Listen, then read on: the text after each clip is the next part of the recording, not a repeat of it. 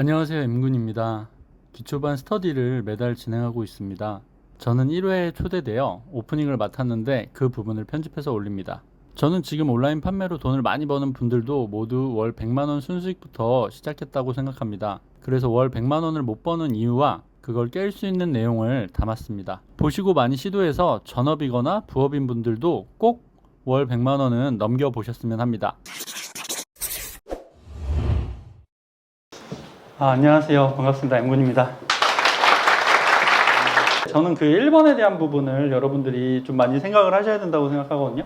그러니까 확신에 대한 부분인데 이게 좀 웃겨요. 뭐 내가 미래를 어떻게 확신할 수 있겠어요. 그러니까 여러분들이 만약에 지금 뭐 얼마 보세요? 못 벌어요? 자랑이다 아주. 그러니까 여러분들 이게 별게 아니에요. 여러분들이 막 지금 뭐 어제 작형님이 뭐 올려줬잖아요. 한 달에 1억 이상 벌었다고. 그런 것들을 보면서 되게 멀게 느껴지잖아요. 그러니까 사실 저거까지 내가 갈 수 있을까? 나는 사실 그 정도까지 못 갈 것 같다는 생각도 들잖아요. 한 달에 1억 벌 수 있다고 생각해요? 네.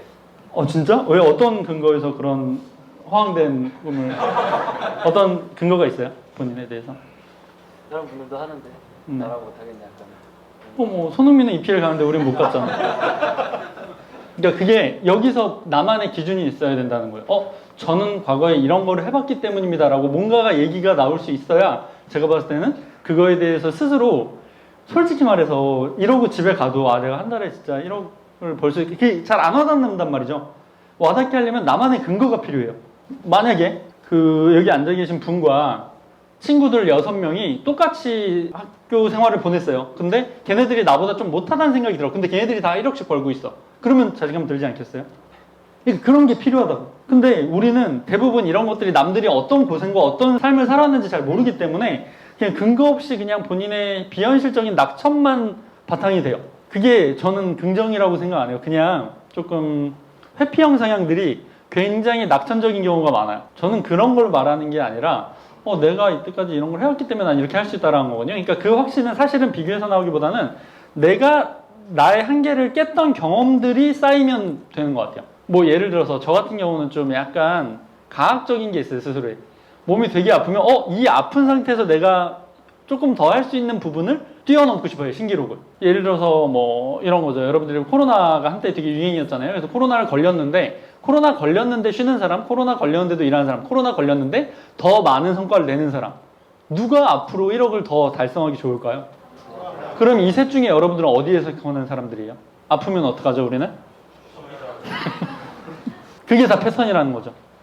한 가지 패턴이 저는 인생을 컨트롤한다고 생각해요. 그럼 여러분들의 패턴 점검을 해야 돼요. 이 1번은 사실은 여러분들 패턴이 제대로 되어 있으면 확신이 없을 리가 없어. 하지만 여러분들의 패턴은 어떻죠?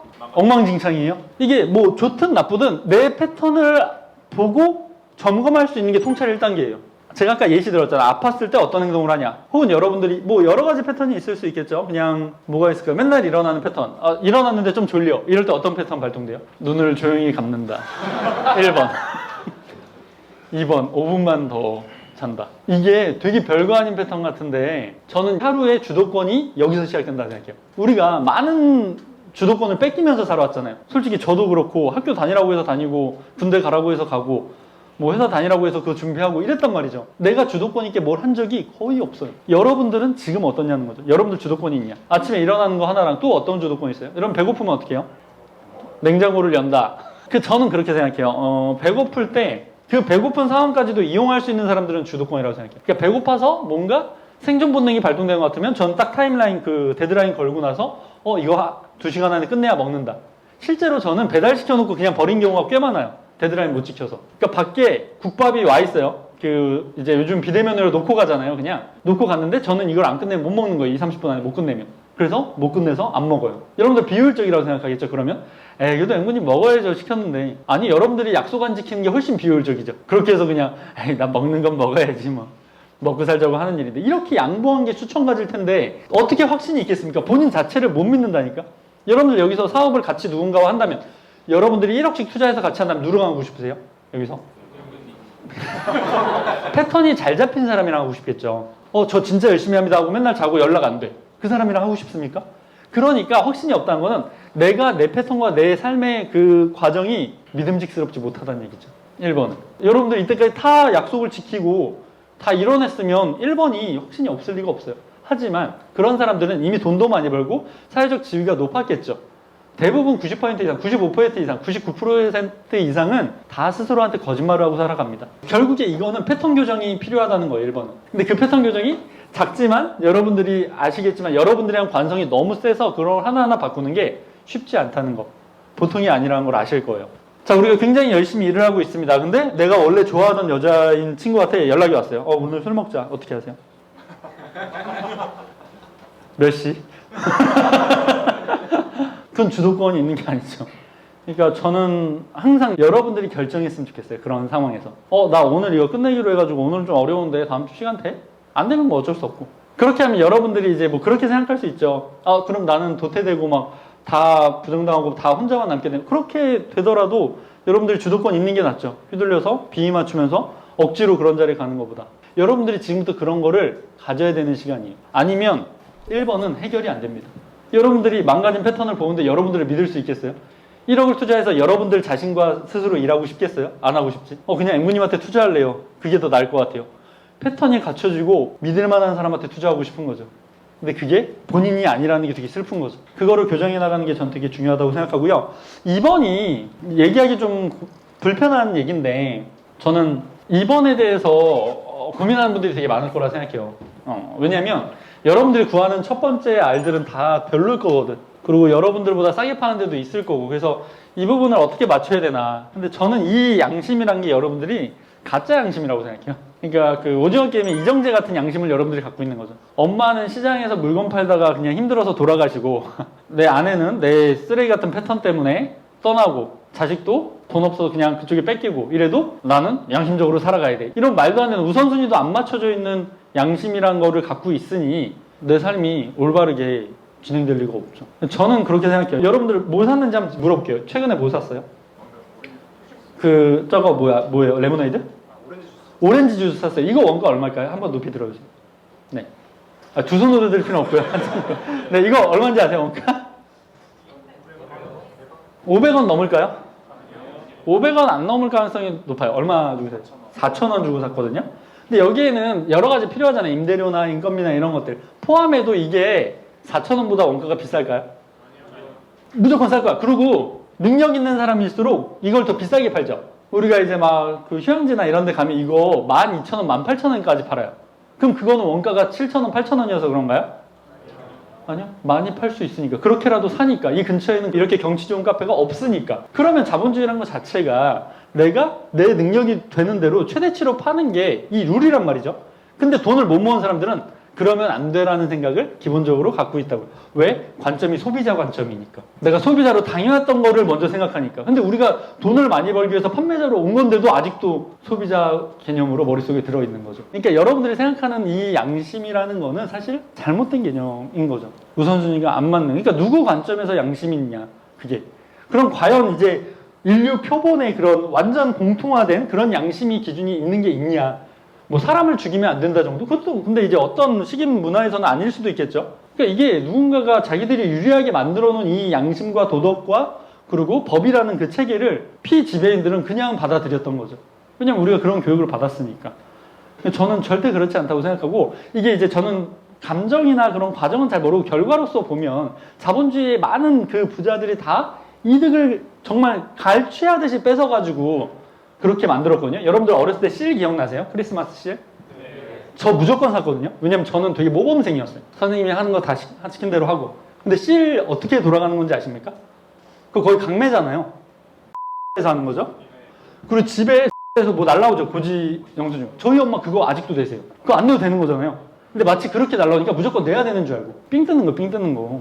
멍청한 사람들 삥 뜯고 있는 거예요. 세상이 다 그렇게 돌아간다고. 그리고 저는 요즘에 정말 더 잔인해진 게 월결제로 바뀌었죠. 많은 것들이. 아니 포토샵은 한 번 사고 쓰면 안 됩니까? 왜 매달 돈을 내야 되죠? 우리 위해서 그런 거예요? 그럼 시내가 계속 재구매 고객으로 둘려는 거예요. 이 인간들은. 한 번에 받아도 좋긴 한데 그럼 부담스러니까 매달 계속 받자. 얘네들은 뭐 어차피 다른 대안이 없는데 뭐 그냥 삥 뜯어. 다 마찬가지예요. 넷플릭스 뭐 통신사 이런 거.